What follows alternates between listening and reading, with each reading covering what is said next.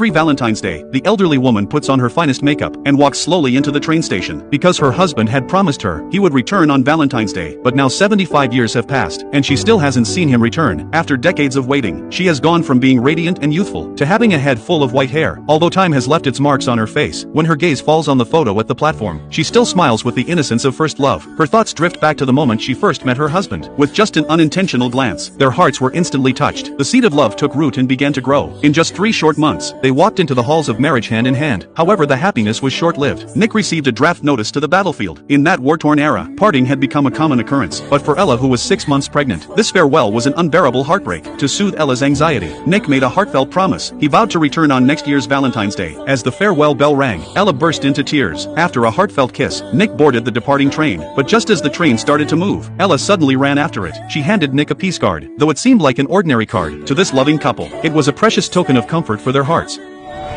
Now you have my heart. Keep it next to yours and bring it safely back to me. I'll always love you, Caroline. In the days that followed, Ella continued to send letters to Nick, and whenever she received Nick's reply, Ella would feel immense joy. When she eagerly opened the letters, she was surprised to find not only Nick's warm words, but also a handmade airplane model. It was a gift for their child's birth. Nick revealed in his letter that due to the tense situation at the front, he wouldn't be able to witness the child's birth. As for me, I think about you every minute.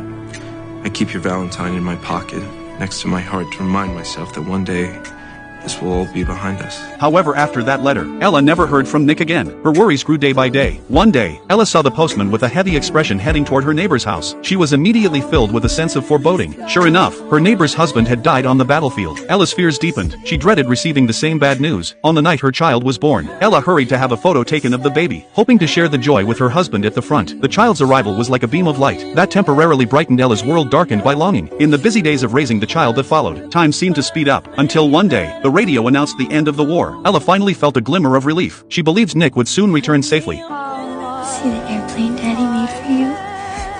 Daddy's flying this airplane right now. And he's thinking about you. But fate played a cruel joke.